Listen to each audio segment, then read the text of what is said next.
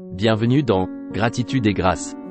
Êtes-vous prêt à vous embarquer dans un voyage fascinant à travers l'histoire et la foi? Aujourd'hui, nous plongeons au cœur du christianisme pour explorer la riche tapisserie tissée par deux de ses branches les plus éminentes, le catholicisme et le protestantisme. Avec un héritage imprégné de tradition et une passion pour la réforme, ces chemins offrent des perspectives uniques sur la spiritualité. Rejoignez-nous alors que nous découvrons 22 différences qui les distinguent et 4 similitudes fondamentales qui les unissent. Que vous soyez fervent dans votre foi ou simplement curieux des croyances qui ont façonné notre monde, ceci est votre guide pour comprendre les nuances de ces dénominations chrétiennes. Éclairons ensemble le passé, le présent et l'avenir de ces foi.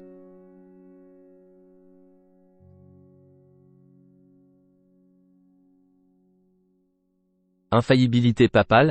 Les catholiques croient que le pape est infaillible lorsqu'il proclame des doctrines de foi et de morale, un principe appelé ex cathedra.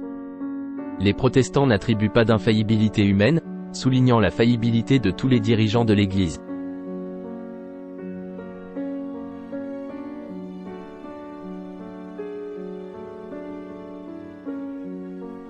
Pour les catholiques, la tradition est tenue en aussi haute estime que la Bible.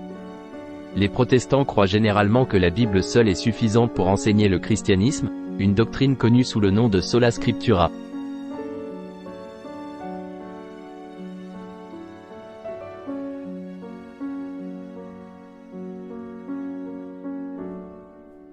La confirmation dans le catholicisme est un sacrement d'initiation qui renforce le lien d'une personne avec l'Église. La plupart des protestants la voient comme un rite symbolique ou une profession de foi publique sans grâce sacramentelle.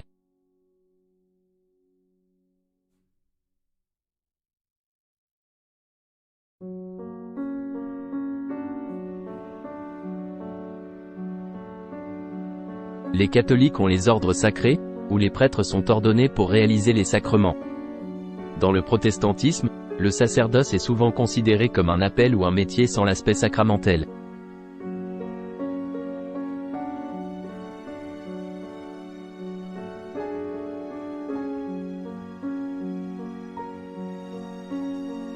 Dans le catholicisme, le mariage est considéré comme un sacrement et une alliance. D'autre part, de nombreux protestants le voient comme un lien sacré mais pas comme un sacrement au sens traditionnel.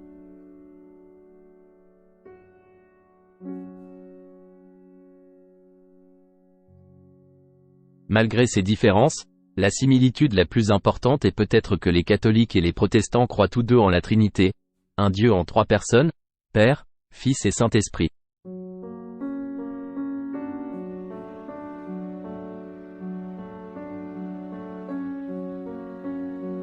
Les catholiques utilisent des statues et des images comme rappel de la foi et canaux de vénération. De nombreux protestants rejettent l'utilisation d'images religieuses dans le culte, citant le commandement contre les images taillées.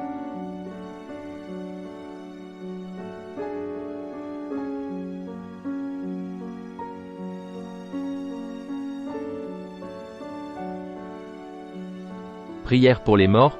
Les catholiques prient pour les âmes des défunts pour les aider à traverser le purgatoire. Les protestants ne pratiquent généralement pas la prière pour les morts, croyant que le sort des morts est scellé à la mort.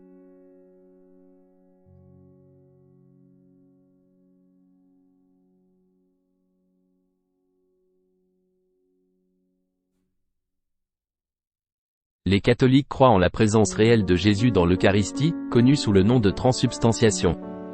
Les protestants croient généralement en une présence symbolique ou spirituelle pendant la communion.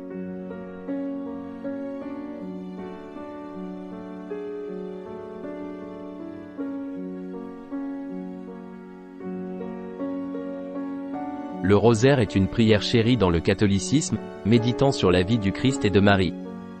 Les protestants ne pratiquent pas le rosaire, se concentrant sur la prière directe et la méditation des Écritures.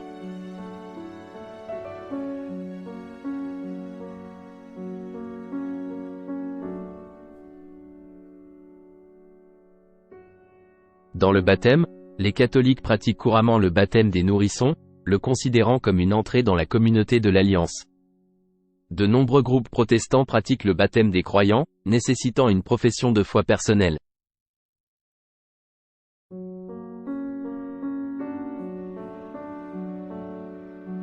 Malgré ces différences, Une deuxième similitude importante est que les catholiques et les protestants placent au centre la croyance en Jésus-Christ comme Seigneur et Sauveur et Fils de Dieu qui est mort et ressuscité pour le salut de l'humanité.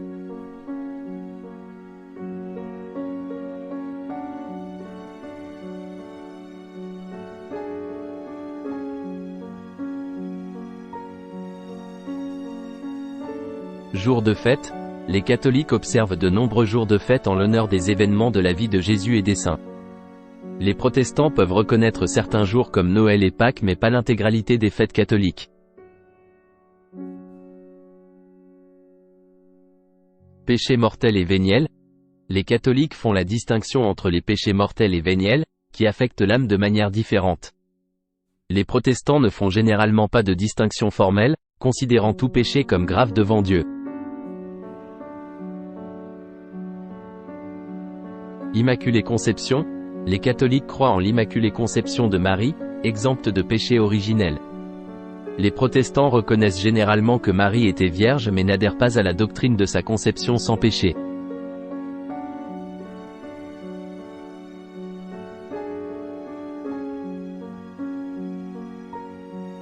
Les catholiques cherchent activement l'intercession des saints. Les protestants respectent les saints en tant que figures historiques mais ne demandent généralement pas leur intercession.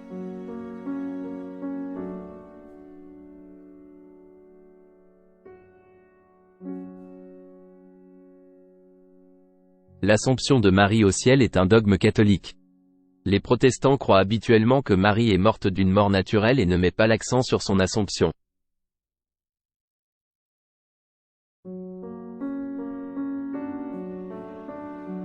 Malgré ces différences, une troisième importante similitude est que tant les catholiques que les protestants affirment les doctrines chrétiennes fondamentales telles qu'articulées dans les credos de Nicée et des apôtres.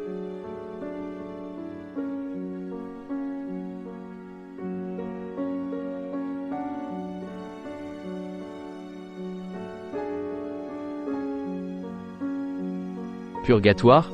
Les catholiques croient en l'existence du purgatoire, un état de purification pour les âmes avant leur entrée au paradis. Les protestants nient généralement l'existence du purgatoire, croyant en un jugement immédiat après la mort.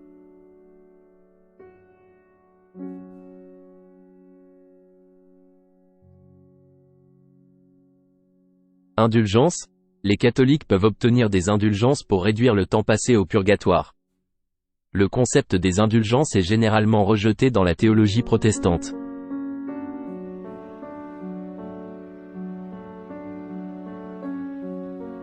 Le signe de la croix est un geste sacramentel profondément ancré dans la pratique catholique. Ce geste n'est pas couramment utilisé dans le culte protestant.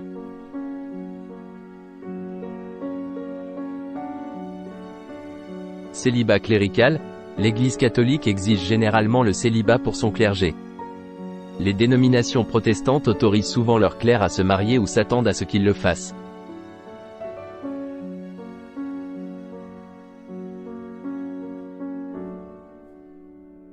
Droit canonique.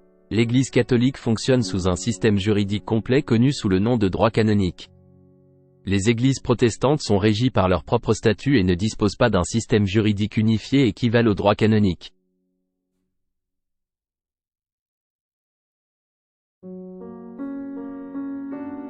La quatrième similitude, et non la moindre, est que les catholiques et les protestants sont appelés à vivre une vie sainte et à grandir dans la sanctification personnelle et l'amour pour Dieu et le prochain.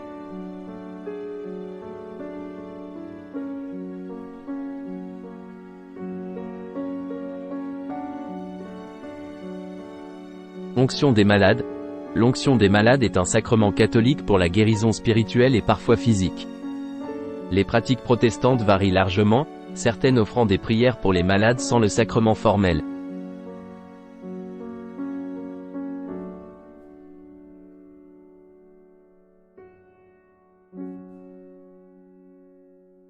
La confession est une pierre angulaire de la spiritualité catholique.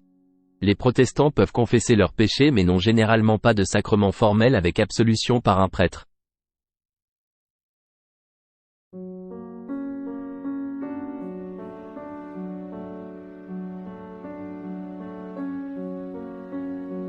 Et ainsi, chers téléspectateurs, nous avons parcouru les vallées et les sommets de nos croyances, en explorant le paysage diversifié où résident catholiques et protestants.